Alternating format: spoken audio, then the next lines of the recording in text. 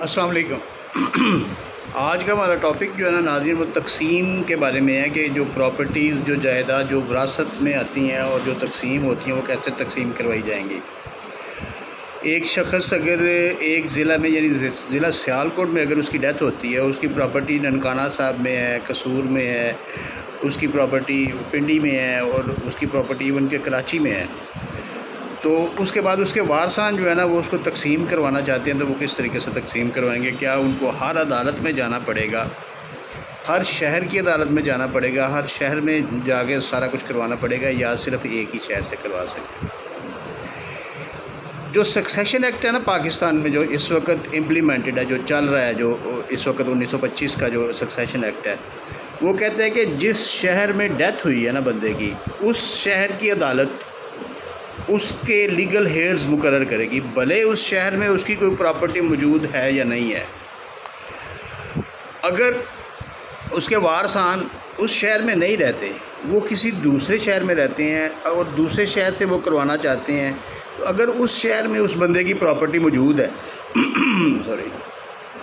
अगर उस शहर में उस बंदे की प्रॉपर्टी मौजूद है तो वो उस शहर से भी उसकी लीगल हेयर, उसकी विरासत डिक्लेयर करवा सकते हैं और डिग्री ले सकते हैं। सबसे पहले तो विरासत की बात हो रही है। इसके बाद विरासत जिस वक्त होनी है ना, जिस वक्त आपने विरासत करवानी है, विरासत का केस फाइल करना है, या दूसरी सूरत में आपने नादरा से उसका सक्सेशन सर्टिफिकेट या जानशीनी सर्टिफिकेट लेना है, तो फिर उसी एक ही दावे में या एक ही एप्लीकेशन में नादरा में जब आप जमा करवाएंगे या कोर्ट में जाएंगे तो एक ही दावे में आपने सारे शहरों की प्रॉपर्टीज़ का जिक्र करना है। उसके बाद कोर्ट आपको डिक्लेयर करेगी, लीगल हेड्स आपके डिक्लेयर कर देगी, और आप जो है ना वो हर शहर में जाके उसके मुतल्लिका इदारे में उसकी विरासत का अंदराज करवाएंगे। जैसे कि अगर तो रेवेन्यू रिकॉर्ड में मौजूद है वो उसकी प्रॉपर्टी, तो फिर वो रेवेन्यू में उसकी फ़र्दों में जो है ना वो आपके वारसान के नाम आएंगे।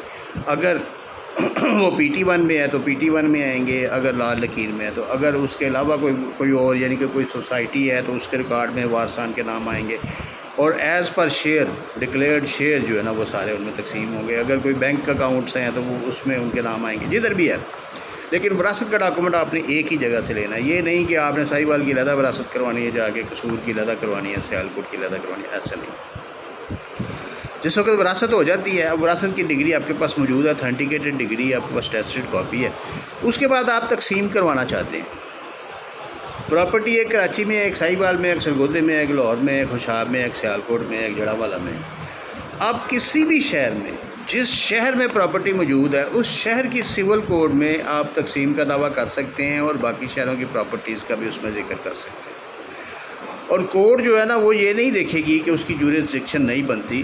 कोर्ट की जुरिसडिक्शन तकसीम के केस में अगर एक से ज़्यादा प्रॉपर्टीज़ किसी एक से ज़्यादा शहरों में मौजूद हैं तो वो किसी एक शहर में वो केस को एंटरटेन कर सकती है। कोर्ट के पास ये इख्तियारात मौजूद हैं और कोर्ट जो है ना वो उसको डिग्री करने की मजाद है कि वो उस तकसीम को डिग्री करेगी, और उस तकसीम का अमल दरामद हर शहर के अपने अपने जो उसका रेलेवेंट जो उसका डिपार्टमेंट होगा उसमें उसका अमल दरामद करवाया जाएगा। तो ये एक बहुत आसानी है। इसके लिए आपको मैं एक केस ला बता देता हूँ। 2025 CLC 1490 पेज 1490 है, 2025 CLC 1490, तो वो आप स्टडी कर लें। वैसे ये ला भी जो है ना ये एज अ प्रैक्टिस चल रहा है कि आप किसी एक शहर से जो है ना वो आप अपनी विरासत का इंतकाल भी करवा सकते हैं और उसका जो है ना वो विरासत का डिग्री ले सकते हैं। इंतकाल तो उसी शहर में होगा, और उसके अलावा जो है ना आप तकसीम की कार्रवाई करवा के अपना शेयर जो है ना वो लहदा करवा सकते हैं। शुक्रिया।